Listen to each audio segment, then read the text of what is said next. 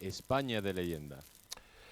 Buenas noches amigos y bienvenidos una semana más a España de leyenda, el programa de historia que pretende, pues sobre todo, que ustedes sepan la verdadera historia de España y que sepan, que conozcan a nuestros héroes y también conozcan a nuestros felones, a nuestros grandes traidores a la madre patria.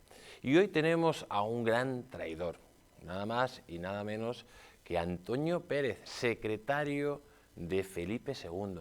Antonio Pérez, amigos, un personaje siniestro donde los haya, que bueno, utilizó los secretos de Estado en esos momentos del mayor imperio que existía sobre el faz de la tierra, el Imperio Español, para venderlos a los enemigos de España y más concretamente a los herejes holandeses que en esos momentos estaban en guerra contra los españoles.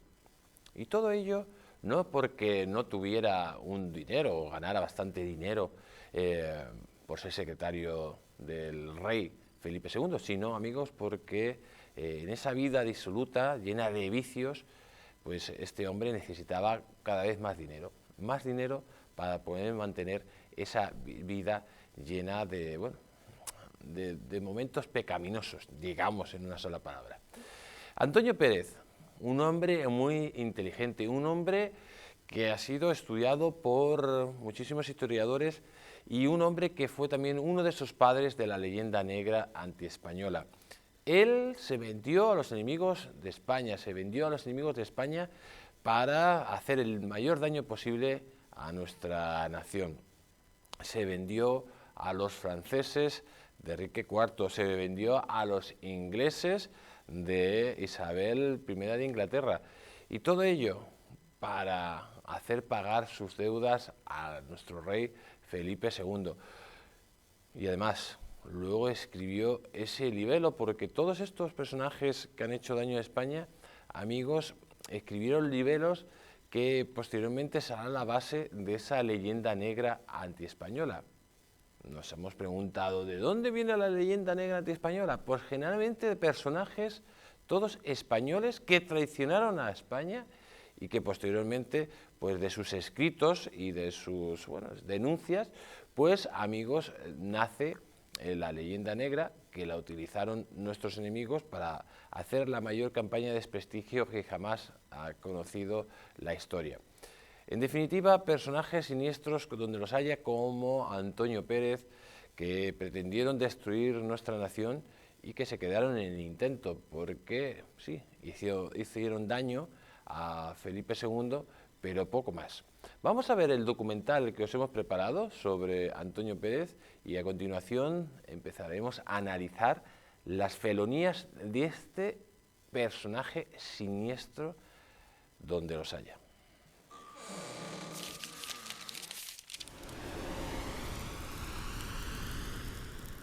Antonio Pérez, la ramera de los enemigos de España. Entre los mayores conspiradores contra España y su rey, Felipe II, se cuenta uno de los personajes más viles y triperos de la historia de nuestro país, Antonio Pérez, impulsor de la leyenda negra junto a las casas Reginaldo Gonzalo Montañés y Guillermo de Orange, más conocido como el Taciturno. Nuestros enemigos no perdonaron a España haber formado el primer imperio global de la historia y además haber sido el mayor defensor del catolicismo. Hemos sido víctimas de nuestro propio éxito y de la impotencia de nuestros rivales, que desató una hostilidad mediática y propagandista sin precedentes, bien por envidia o rivalidad. Durante la segunda mitad del siglo XVI, cuando España dominaba el mundo, se desarrolló la mayor acción de desprestigio jamás conocida hasta entonces, y que todos conocemos como la leyenda negra. Los grandes pilares donde se fundamentó esta leyenda antiespañola fueron 4. Bartolomé de las Casas y su libro La brevísima relación de la destrucción de las Indias, donde acusaba a los españoles de haber realizado un falso genocidio en América y que será la fuente donde beberían numerosos libelos franceses, ingleses y alemanes. La utilización de libros como exposición de algunas mañas de la Santa Inquisición española, escrito por un renegado como Reginaldo González Montañés, hereje español protegido por los príncipes alemanes seguidores de Lutero, donde se recriminaba el fanatismo y la brutalidad de los españoles a través de la Santa Inquisición.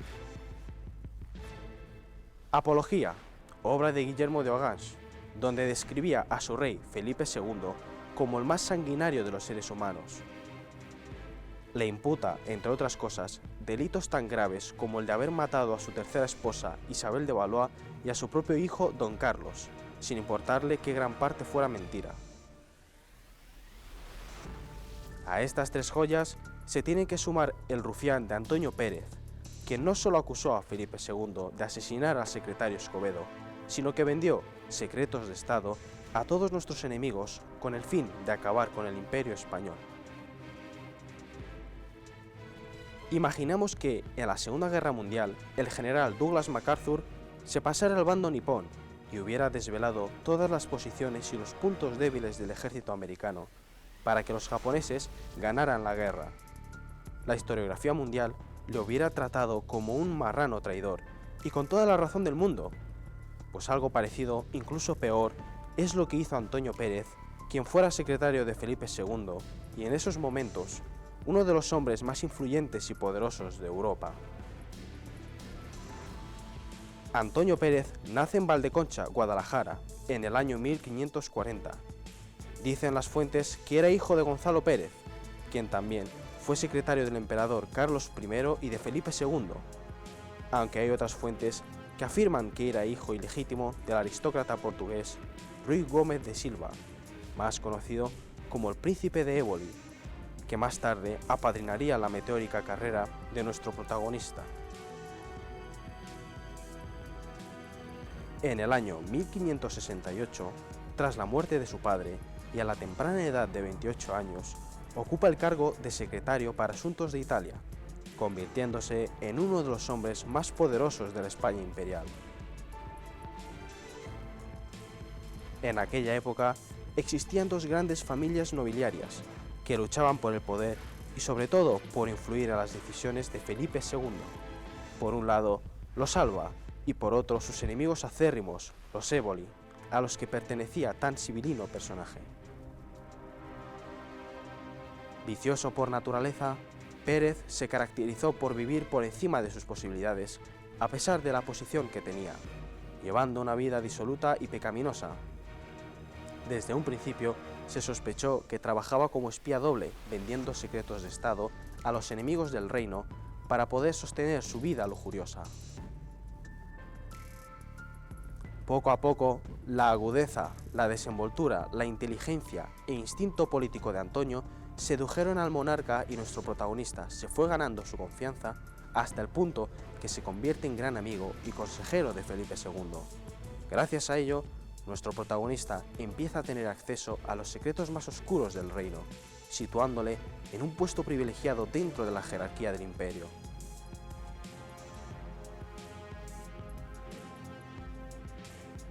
Estamos en la segunda mitad del siglo XVI y España sostiene una dura guerra contra los herejes holandeses que había dividido a la corona en dos bandos.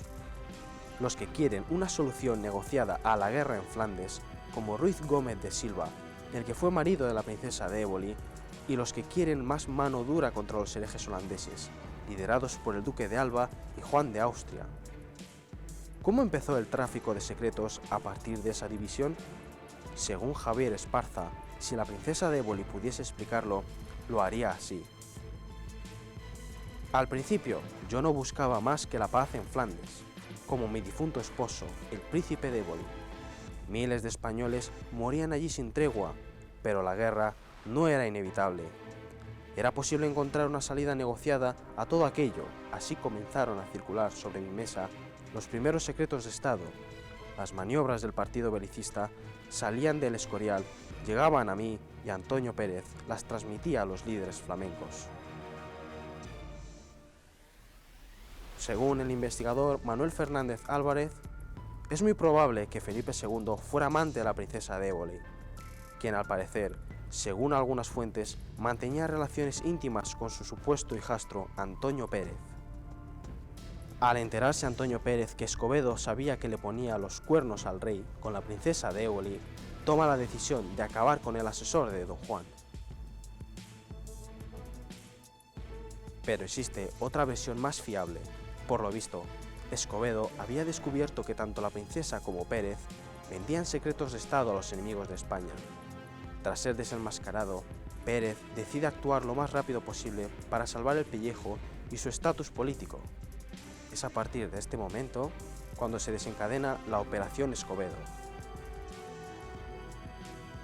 Pérez convenció con falsedades al rey de que su hermano era un traidor que pretendía casarse con María Tudor, reina de Escocia, con la intención última de ser rey de España. Según el secretario, después de conquistar la pérfida Albión, Don Juan de Austria vendrá a por el trono de España y expulsará a Felipe II.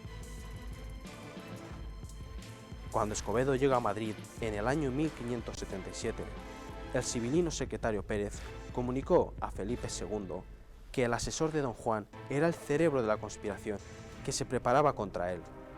Como consecuencia de lo anterior, Pérez convenció al rey de que había que matar a Escobedo por razones de Estado, no siendo suficiente con detenerlo. De esta manera, tras varios intentos fallidos de asesinato por envenenamiento a finales de marzo de 1578, el secretario Juan de Escobedo fue asesinado a estocadas en Madrid por orden directa de Pérez y con el visto bueno del monarca. Creía Antonio Pérez que se había salido con la suya, pero de repente muere Don Juan de Austria y sale a la luz la trama de engaños y mentiras del secretario. Tras la muerte del héroe de Lepanto, Felipe II tuvo acceso a toda la correspondencia y documentación que éste poseía en Flandes.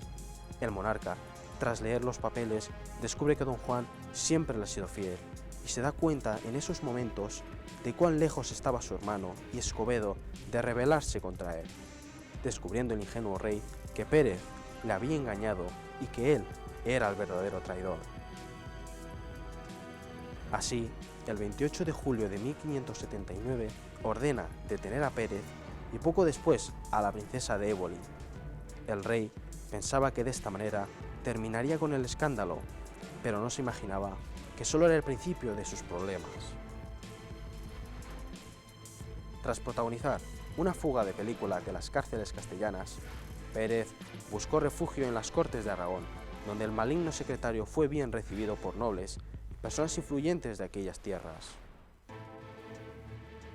No perdió el tiempo nuestro protagonista y enseguida sembró la semilla del odio y el rencor en aquellos territorios, provocando un levantamiento contra Felipe II, aprovechando las disensiones entre la monarquía y los nobles aragoneses. Pérez había utilizado sus malas artes para convencer a los zaragozanos de que el rey pretendía abolir sus fueros y estaba preparando la invasión de Aragón. El perverso secretario había originado una revuelta sin precedentes con el único fin de salvar su cabeza, evidenciando una vez más que en su alma oscura y perversa solo persistían sus propios intereses.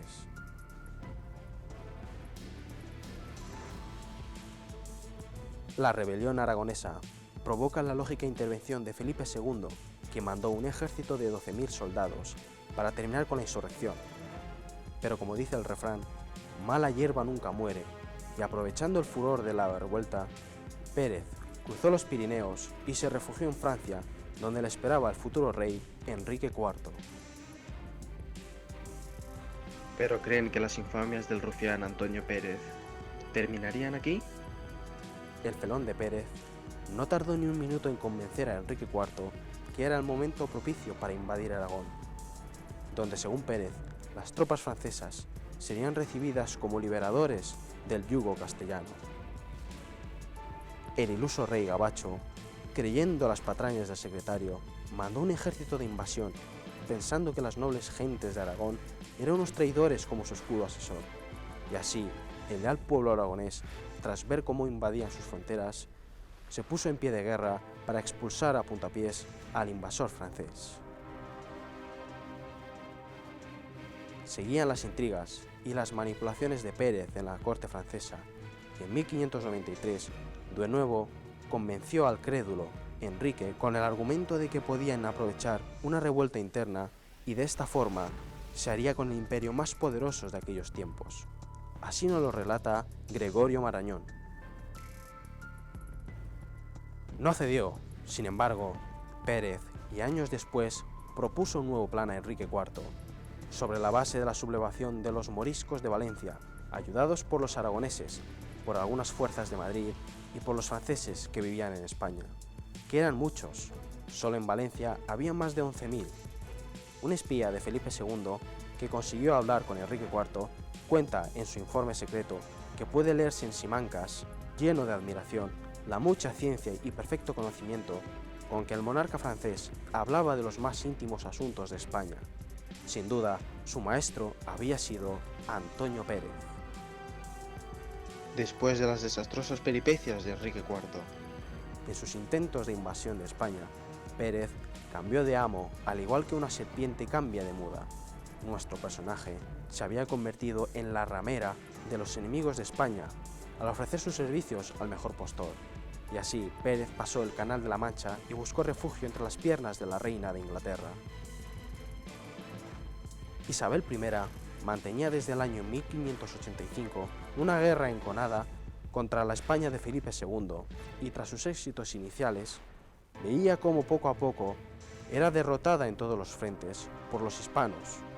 Los ingleses no veían salida a la situación y serían capaces de pactar hasta con el diablo para poder erosionar el poderío imperial español. Y por circunstancias del destino, encontraron el diablo con quien poder pactar, Antonio Pérez. Pérez ofreció información privilegiada a los ingleses sobre la América española y las costas de Cádiz. Los anglosajones, sirviéndose de los informes del traidor, organizaron 2 grandes expediciones de castigo contra el Imperio español con diferentes resultados. La primera de esas expediciones se desarrolló en 1595 y estaba dirigida por los piratas Drake y Hawkins. El objetivo de las empresas era establecer una colonia inglesa en Panamá, desde la cual amenazar a todo el Imperio español en América. El resultado de la expedición, que además de a Drake también costó la vida a John Hawkins, sería de 3 buques capturados por los españoles, 17 buques hundidos o abandonados, 2.500 muertos y 500 prisioneros.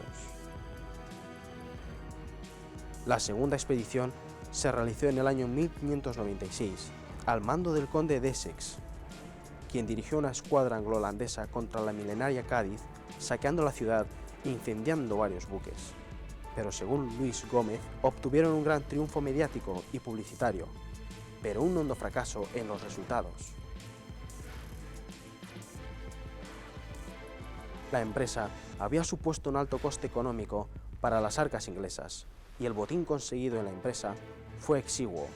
El objetivo que Antonio Pérez perseguía, influyendo en la expedición de Essex, no era el robo ni el saqueo, sino la sublevación de los moriscos andaluces, y estos no solo no lo hicieron, sino que se defendieron y lucharon por evitar la caída de la ciudad en manos inglesas.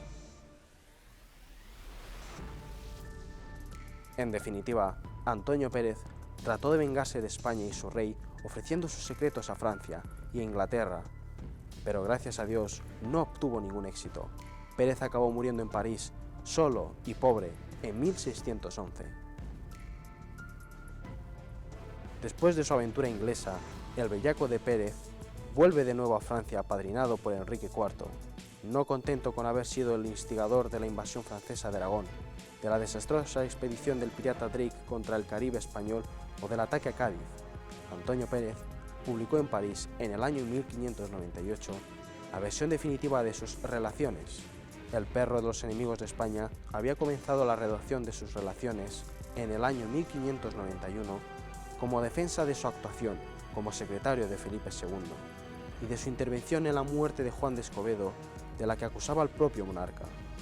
En el año 1593 publica en Inglaterra una versión más amplia de esta obra, que tuvo varias ediciones en la Europa de los siglos XVI y XVII, y que contribuyó, como no podía ser de otra forma, a fomentar la leyenda negra.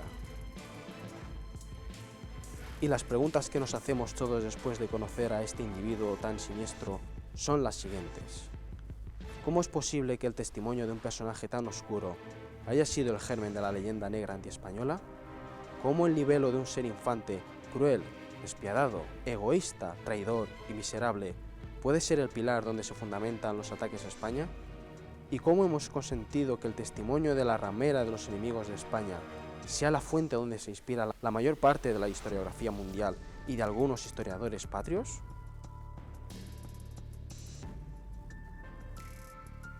La respuesta es sencilla. Según Joaquín Bartrina, oyendo hablar a un hombre, fácil es acertar donde vio la luz del sol. Si os alaba Inglaterra, será inglés. Si os habla mal de Prusia, es un francés. Y si habla mal de España, es español.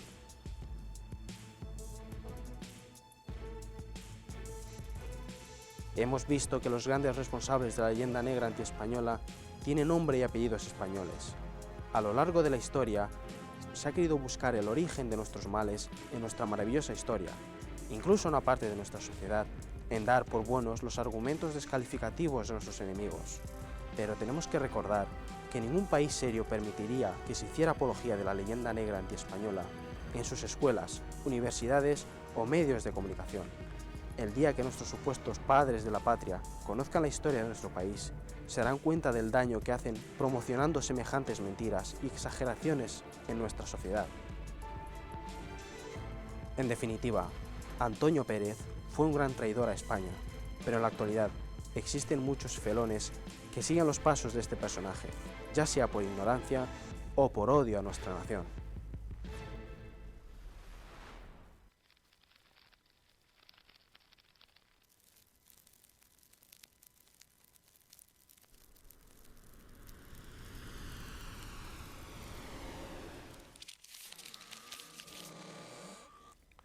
Pues amigos, han visto el documental y lógicamente han conocido a Antonio Pérez, uno de los mayores felones que ha conocido la historia de España. Porque hay que recordar que la leyenda negra antiespañola está basada principalmente en 4 grandes felones. El primero de todos es Bartolomé de las Casas, con diferencia. Bartolomé de las Casas, que se inventó un falso genocidio en América y además escribió ese libelo llamado La brevísima destrucción de las Indias. Ese sería el primero de todos. Luego tendríamos al taciturno, a Guillermo de Orange, el que vertió grandes acusaciones contra Felipe II diciendo que había asesinado a su mujer, a Isabel de Valois, y a su hijo don Carlos, y además también insistió en el falso genocidio de América, pues teniendo como fuentes a Bartolomé de las Casas y a su brevísima destrucción de las Indias. Y como no, también tenemos a Antonio Pérez y su apología, ese libro donde ponía como responsable de la muerte de Escobedo a Felipe II y también acusándole de gravísimos asesinatos como la muerte de su mujer o la muerte de su hijo. Y también tenemos a un renegado, a Reginaldo González Montañés, que escribió un libro sobre las mañas de la Inquisición, pues donde se acusaba de un fanatismo y de una crueldad increíble a los españoles. En definitiva, estos 4 personajes serían la base de esa leyenda negra que posteriormente sería pues la mayor campaña de desprestigio que ha sufrido ninguna nación en la historia. Todo esto en un contexto donde España es la principal potencia mundial, es la que domina Europa, domina el Atlántico, domina el Pacífico, y nuestros enemigos, amigos, pues quieren hacer mella en ese poder para poder pues pararlo. Y ya que no pueden por las armas, pues podrán por la publicidad y la propaganda. Ese es el contexto donde nos movemos, con una España cada vez más potente, con un Felipe II que luego uniría al Imperio Español al Imperio Portugués, y lógicamente ese nuevo imperio que nacería sería todavía más potente y más imparable. En definitiva, son muchísimos los puntos a favor de España y muchísimos los puntos que utilizarían nuestros enemigos para desprestigiarla y para crear esa leyenda negra que ha llegado hasta nuestros días. Vamos a ver el siguiente vídeo que nos explica claramente cómo son prácticamente el 75% de los padres de la leyenda negra españoles y cómo esa leyenda negra sería utilizada contra todo lo español. Durante la segunda mitad del siglo XVI, cuando España dominaba el mundo, se desarrolló la mayor acción de desprestigio jamás conocida hasta entonces, y que todos conocemos como la leyenda negra. Los grandes pilares donde se fundamentó esta leyenda antiespañola fueron 4. Bartolomé de las Casas y su libro La brevísima relación de la destrucción de las Indias, donde acusaba a los españoles de haber realizado un falso genocidio en América y que será la fuente donde beberían numerosos libelos franceses, ingleses y alemanes. La utilización de libros como exposición de algunas mañas de la Santa Inquisición española, escrito por un renegado como Reginaldo González Montañés, hereje español protegido por los príncipes alemanes seguidores de Lutero, donde se recriminaba el fanatismo y la brutalidad de los españoles a través de la Santa Inquisición. Apología, obra de Guillermo de Orange, donde describía a su rey Felipe II como el más sanguinario de los seres humanos. Le imputa, entre otras cosas, delitos tan graves como el de haber matado a su tercera esposa Isabel de Valois y a su propio hijo Don Carlos, sin importarle que gran parte fuera mentira. A estas 3 joyas se tiene que sumar el rufián de Antonio Pérez, quien no solo acusó a Felipe II de asesinar al secretario Escobedo, sino que vendió secretos de Estado a todos nuestros enemigos con el fin de acabar con el Imperio español. Pues ahí tenemos, amigos, los 4 elementos de la falsa leyenda negra antiespañola, los 4 padres de la falsa leyenda negra antiespañola. Un Antonio Pérez, amigos, que nace en Castilla, concretamente en la provincia de Guadalajara, y que, bueno, nace de un padre que ya era secretario de Estado. Estamos hablando de Gonzalo Pérez, un secretario de Estado que trabajaba para el emperador Carlos I de España y V de Alemania, pero que también dicen las malas lenguas que Pérez era hijo ilegítimo del príncipe de Éboli, de ese príncipe de Éboli que era el marido de la famosa princesa de Éboli.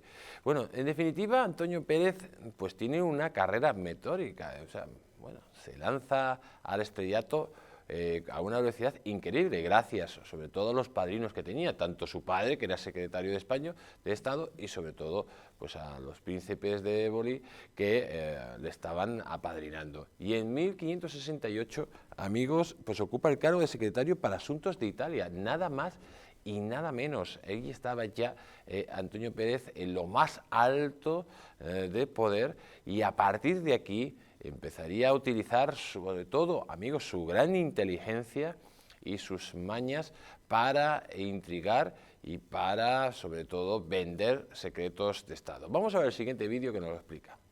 Antonio Pérez nace en Valdeconcha, Guadalajara, en el año 1540. Dicen las fuentes que era hijo de Gonzalo Pérez, quien también fue secretario del emperador Carlos I y de Felipe II, aunque hay otras fuentes que afirman que era hijo ilegítimo del aristócrata portugués Ruy Gómez de Silva, más conocido como el príncipe de Éboli, que más tarde apadrinaría la meteórica carrera de nuestro protagonista.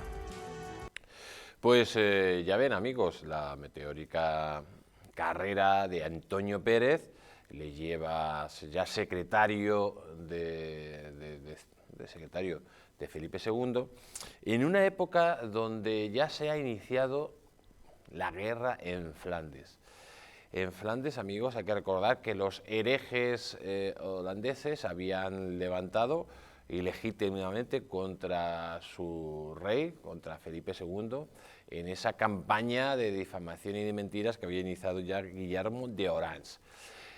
En ese momento hay 2 grandes familias o 2 grandes partidos dentro de la corte española. Estaba el partido de los Alba, que eran partidarios de, bueno, de tener una mano dura con los herejes o con los rebeldes holandeses, y luego estaba el partido de los Éboli, que eran partidarios del diálogo con los rebeldes flamencos. En estos dos, digamos, en estas dos líneas, nuestro protagonista estaba liado claramente con los Éboli, y es a partir de entonces donde empiezan a llegar secretos y secretos de estados a los oídos de este personaje, que los empezaría a utilizar, amigos, para sus intereses particulares y sobre todo para ganar dinero. Vamos a ver este vídeo que nos empieza a explicar cómo la situación se empieza a torcer y Antonio Pérez se empieza a ir al lado oscuro. Estamos en la segunda mitad del siglo XVI y España sostiene una dura guerra contra los herejes holandeses que había dividido a la corona en dos bandos. Los que quieren una solución negociada a la guerra en Flandes, como Ruiz Gómez de Silva, el que fue marido de la princesa de Éboli, y los que quieren más mano dura contra los herejes holandeses, liderados por el duque de Alba y Juan de Austria. ¿Cómo empezó el tráfico de secretos a partir de esa división? Según Javier Esparza, si la princesa de Éboli pudiese explicarlo, lo haría así. Al principio, yo no buscaba más que la paz en Flandes, como mi difunto esposo, el príncipe de Éboli. Miles de españoles morían allí sin tregua, pero la guerra no era inevitable. Era posible encontrar una salida negociada a todo aquello, así comenzaron a circular sobre mi mesa los primeros secretos de Estado. Las maniobras del partido belicista salían del Escorial, llegaban a mí y Antonio Pérez las transmitía a los líderes flamencos. Pues amigos, la traición estaba servida. En España se miraba las políticas que se iban a llevar en Flandes, y la princesa de Éboli y Antonio Pérez pues se dedicaban a vender esos secretos. Son varias teorías las que hablan de que Antonio Pérez era amante de la princesa de Éboli, que a la vez Felipe II era amante de la princesa de Éboli, todo un triángulo amoroso. Ustedes habrán oído hablar de la conjura del Escorial, pues es precisamente en este contexto histórico donde se produce. Porque, amigos, la verdad que eran miles y miles de españoles que morían en Flandes, y Antonio Pérez, pues con su actitud, y la princesa de Éboli, pues, bueno, hacían que murieran muchísimos más españoles, porque estaban relevando, o sea, bueno, poniendo a las claras las intenciones, las políticas que España quería llevar a Flandes y vendiendo esos secretos al enemigo. Era una situación pues muy complicada para Felipe II, que encima desconocía todo esto. Antonio Pérez, un personaje que le gustaba muchísimo el dinero, y para él solo había un Dios, que era Don Dinero. ¿Por qué? Porque él mantenía una vida, amigos, una vida bueno, muy disoluta, vivía por encima de sus posibilidades, a pesar de ganar grandes fortunas por el puesto que tenía, pero él necesitaba todavía más dinero para poder mantener pues, su modo de vida. Y todo esto provoca la famosa conjura del Escorial. Y esta conjura, como hemos dicho, pues hay dos vertientes, según los historiadores. Hay algunos historiadores que dicen que Antonio Pérez, amante de la princesa de Éboli, la princesa de Éboli, amante de Felipe II, pues Escobedo, que era el secretario de don Juan de Austria, había descubierto que la princesa de Éboli era también amante de Antonio Pérez, y que este secreto se lo iba a revelar a Felipe II. Es entonces donde sale la conjura para asesinarlo. Esta es una teoría, y vamos a escucharla primero. Según el investigador Manuel Fernández Álvarez, Es muy probable que Felipe II fuera amante de la princesa de Éboli, quien al parecer, según algunas fuentes, mantenía relaciones íntimas con su supuesto hijastro Antonio Pérez. Al enterarse Antonio Pérez que Escobedo sabía que le ponía los cuernos al rey con la princesa de Éboli, toma la decisión de acabar con el asesor de Don Juan.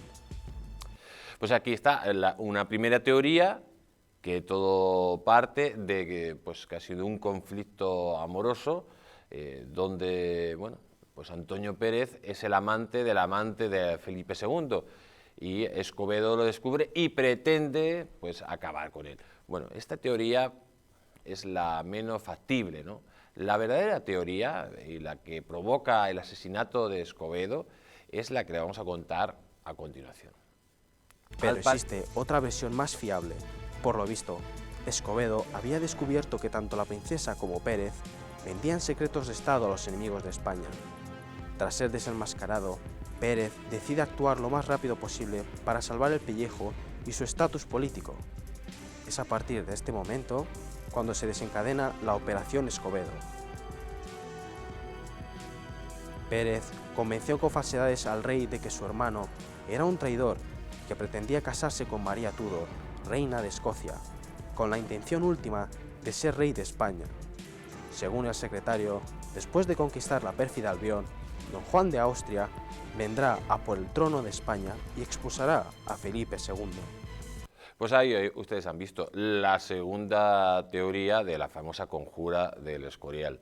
Escobedo descubre que Antonio Pérez está vendiendo secretos de Estado a los rebeldes holandeses. Y además Antonio Pérez sabe que él lo sabe, que Escobedo lo sabe. Por lo tanto, le cuenta una trama falsa a Felipe II para que Felipe II esté de acuerdo para acabar con Escobedo. ¿Y cuál era esa trama falsa? Pues según Antonio Pérez, Juan de Austria pretendía casarse con María Tudor para hacerse el rey de Inglaterra y desde Inglaterra, pues de alguna forma sacarle del poder a Felipe II. Por lo tanto, Antonio Pérez le dice al rey de España que hay que acabar con Escobedo, sí o sí, para acabar con esa trama. Amigos, todo totalmente falso. Y es entonces cuando se prepara el plan para eliminar a Escobedo. A Escobedo, amigos, que llegaría a Madrid en 1577 y ahí Pérez prepara pues multitud de acciones para acabar con Escobedo. Primero intenta envenenarle en varias ocasiones, no puede, y luego se produce pues el famoso asesinato y es muerto a estocadas en una calle que está perpendicular a la actual calle Mayor y al lado de la Catedral de la Almudena. Vamos a ver cómo Pérez prepara toda una trama para acabar con Escobedo, al cual acusaba de ser el cerebro de ese contubernio para que Juan de Austria pues fuera el nuevo rey de España. Cuando Escobedo llega a Madrid en el año 1577, el sibilino secretario Pérez comunicó a Felipe II que el asesor de don Juan era el cerebro de la conspiración que se preparaba contra él. Como consecuencia de lo anterior, Pérez convenció al rey de que había que matar a Escobedo por razones de Estado, no siendo suficiente con detenerlo. De esta manera, tras varios intentos fallidos de asesinato por envenenamiento a finales de marzo de 1578, el secretario Juan de Escobedo fue asesinado a estocadas en Madrid por orden directa de Pérez y con el visto bueno del monarca. Pues la famosa conjura del Escorial. Estamos relatando esa conjura del Escorial, pues que han visto ustedes en multitud de películas. Pérez ha convencido a Felipe II para acabar con Escobedo, que según Pérez era el cerebro de una conspiración para que Juan de Austria, el hermanastro de Felipe II, se quedara con el poder. Todo absolutamente mentira. Pero Pérez que era una persona muy inteligente y se había ganado la confianza de Felipe II, pues la había convencido de que había que acabar sí o sí con Escobedo, que no era suficiente con detenerle, y aquí, lógicamente, parecía que Pérez se iba a salir con la suya. Pero se produce algo que no esperaba el secretario de Felipe II, que muere don Juan de Austria. El héroe de Lepanto muere y Felipe II se hace con toda la correspondencia de su hermanastro.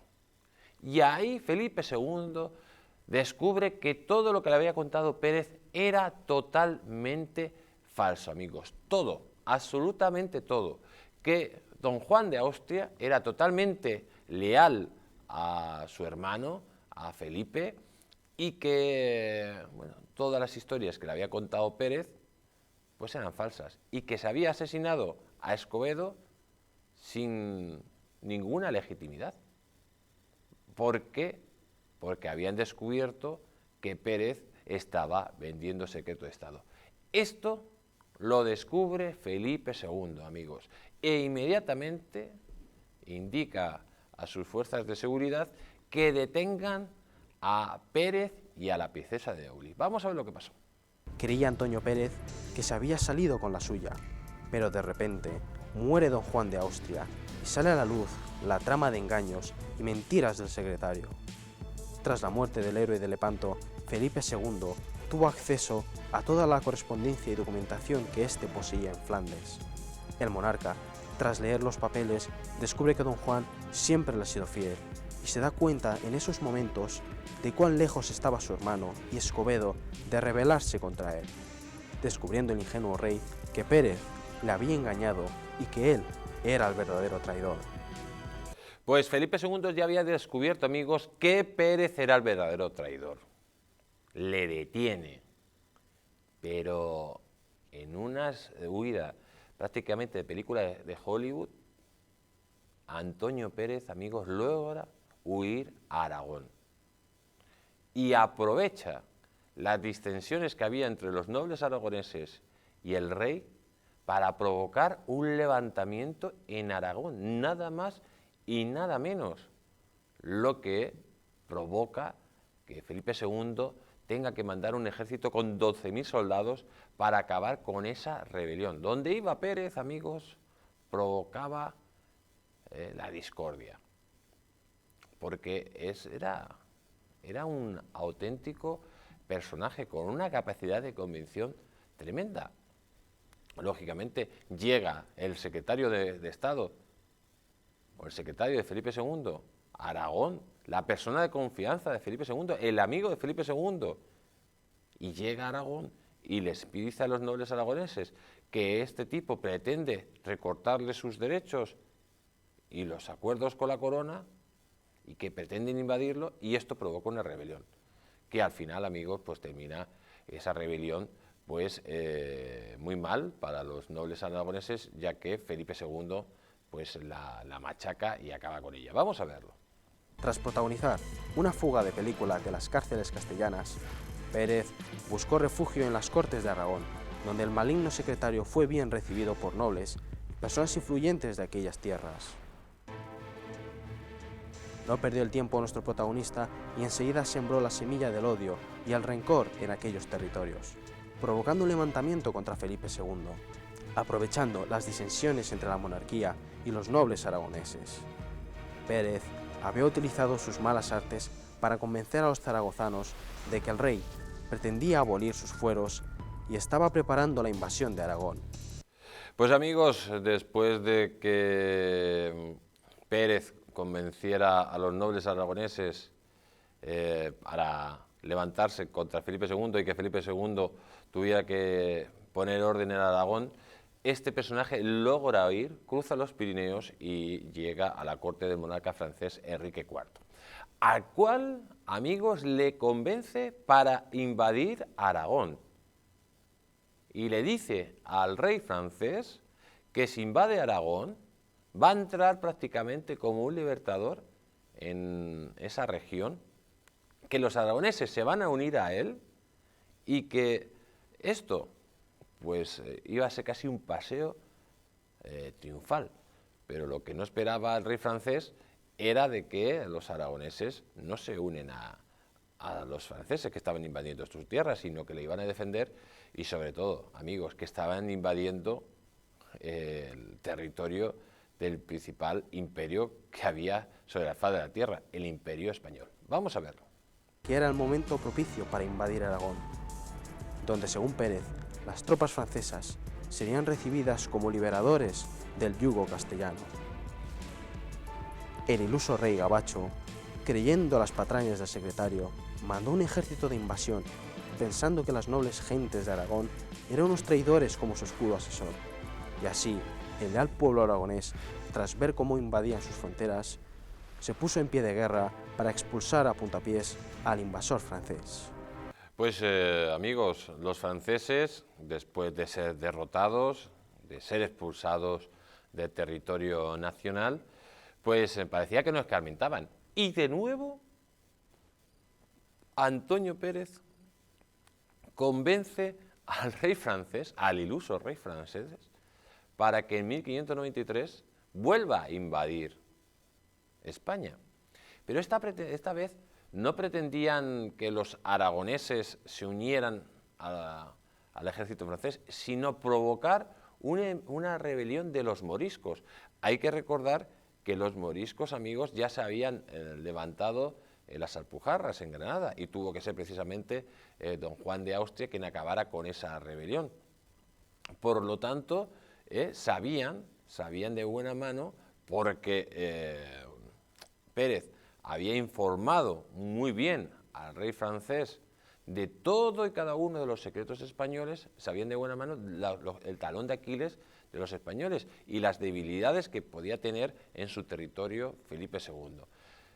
La verdad que era algo increíble, hasta el punto de que los embajadores españoles en la corte francesa se quedaban sorprendidos el grado de conocimiento que tenía el rey francés gracias pues a este tipejo llamado Antonio Pérez. Vamos a ver este vídeo donde el gran doctor Gregorio Marañón nos cuenta exactamente cómo el rey francés tenía un conocimiento brutal de la situación interna española. No cedió, sin embargo, Pérez, y años después, propuso un nuevo plan a Enrique IV, sobre la base de la sublevación de los moriscos de Valencia, ayudados por los aragoneses, por algunas fuerzas de Madrid y por los franceses que vivían en España, que eran muchos. Solo en Valencia había más de 11.000. Un espía de Felipe II, que consiguió hablar con Enrique IV, cuenta en su informe secreto que puede leer sin simancas, lleno de admiración, la mucha ciencia y perfecto conocimiento con que el monarca francés hablaba de los más íntimos asuntos de España. Sin duda, su maestro había sido Antonio Pérez. Pues Antonio Pérez había sido el maestro del rey francés, había revelado toda la situación interna de España, los puntos débiles de España.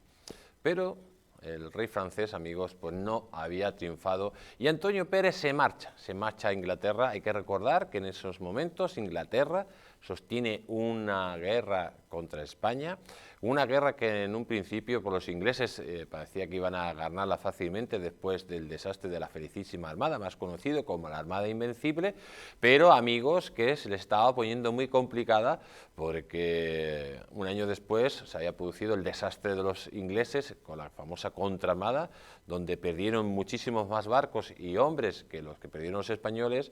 Luego se había producido el desastre de la batalla de las Islas de las Flores y los españoles tenían la iniciativa en todos los frentes, haciéndose retirar a los ingleses.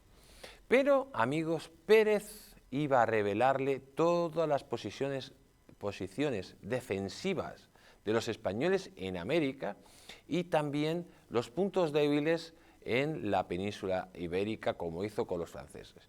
Y fue Pérez el que dio toda la información sobre la América española, lo que provocó pues esa expedición del pirata Drake a la América española, pretendiendo crear una colonia en Panamá. Lo cierto es que los españoles acabaron con esa expedición, la derrotaron por activa y por pasiva e incluso mataron a ese terrible pirata llamado Francisco Drake. Posteriormente, los ingleses realizarían un ataque sobre Cádiz, un ataque que le dio, estamos hablando del año 1596, la expedición a la América Española fue en 1595, el ataque a Cádiz en 1596, un ataque que los ingleses saquearon la ciudad de Cádiz y que le dio una publicidad increíble. Pero amigos, un ataque donde los ingleses habían juntado una flota inmensa junto a los herejes holandeses que no pretendían el saqueo de Cádiz, sino pretendían el levantamiento de los moriscos y que los moriscos desestabilizaran todo el reino español y fueran esa quinta columna que, bueno, pues de algún modo tenía España dentro de sus territorios y que posteriormente pues Felipe II tuvo que provocar o declarar la expulsión de los moriscos porque sabía que era un peligro constante. Pero en esta ocasión los moriscos, ante el ataque de los ingleses en Cádiz, pues no solo no apoyaron a los ingleses, sino que ayudaron a defender a las costas españolas de la pérfida Albión. En definitiva, amigos, este engendro de ser humano, llamado Antonio Pérez, había puesto pues todos los secretos, todo su conocimiento para que los ingleses destruyeran el imperio español. Vamos a ver el siguiente vídeo. Pérez ofreció información privilegiada a los ingleses sobre la América española y las costas de Cádiz. Los anglosajones, sirviéndose de los informes del traidor, organizaron dos grandes expediciones de castigo contra el imperio español con diferentes resultados. La primera de esas expediciones se desarrolló en 1595 y estaba dirigida por los piratas Drake y Hawkins. El objetivo de las empresas era establecer una colonia inglesa en Panamá, desde la cual amenazar a todo el imperio español en América. El resultado de la expedición, que además de a Drake también costó la vida a John Hawkins, sería de 3 buques capturados por los españoles, 17 buques hundidos o abandonados, 2.500 muertos y 500 prisioneros. La segunda expedición se realizó en el año 1596, al mando del conde de Essex, quien dirigió una escuadra anglo-holandesa contra la milenaria Cádiz, saqueando la ciudad e incendiando varios buques. Pero según Luis Gómez, obtuvieron un gran triunfo mediático y publicitario, pero un hondo fracaso en los resultados. La empresa había supuesto un alto coste económico para las arcas inglesas, y el botín conseguido en la empresa fue exiguo.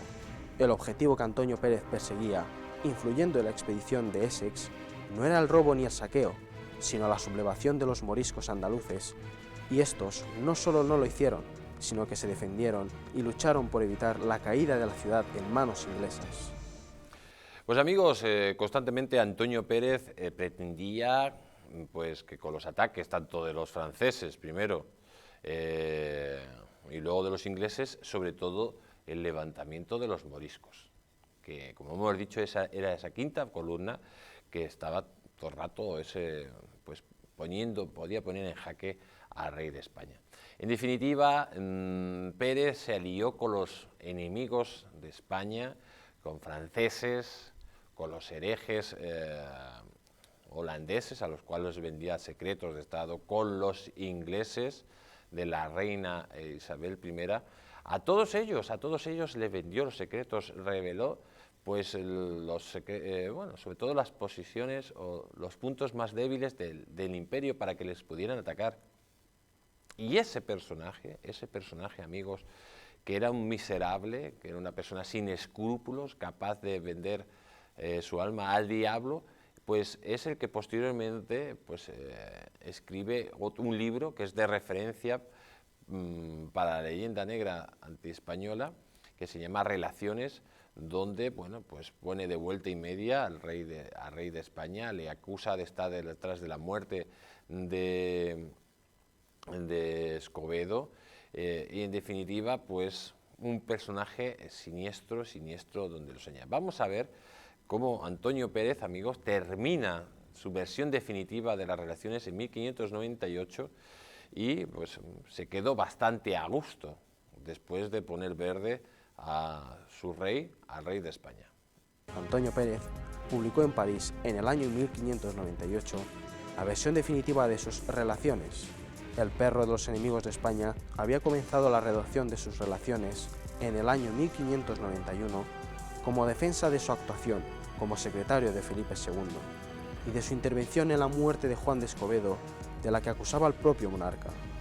En el año 1593 publica en Inglaterra una versión más amplia de esta obra, que tuvo varias ediciones en la Europa de los siglos XVI y XVII, y que contribuyó, como no podía ser de otra forma, a fomentar la leyenda negra. Pues amigos, fomentó la leyenda de España. La leyenda negra de España. Pérez. Una persona que vende a su patria por dinero, que engaña a su rey, todo por dinero, que se va a las cortes de los mayores enemigos que tenía en ese momento España, por dinero, y vende todos los secretos del país.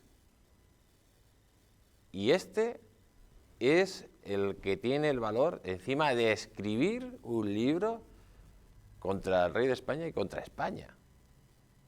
Y sobre esta base, sobre la base historiográfica de Antonio Pérez, cogen y basan la leyenda negra, sin ningún tipo de credibilidad alguna.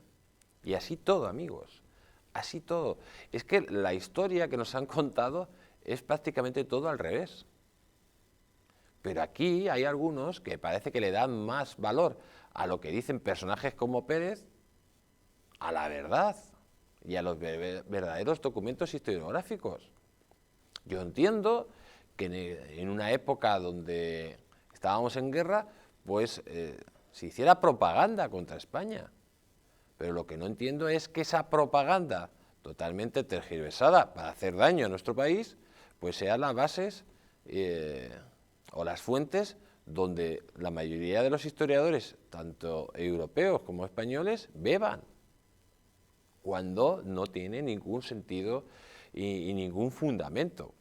En definitiva, tenemos que darnos cuenta que esto no puede seguir así, amigos, y que tenemos que saber la verdad. Porque al final, la verdad es fácil de demostrarla. Y sobre todo, si nos damos cuenta que la leyenda negra pues está basada en personas que fueron, primero, traidores a España, y segundo, que todos sus argumentos o todas sus, toda su propaganda se basa en auténticas mentiras. En definitiva, amigos, hemos llegado al final del programa y nos tenemos que despedir de todos ustedes. Nos vemos la próxima semana aquí en España de Leyenda.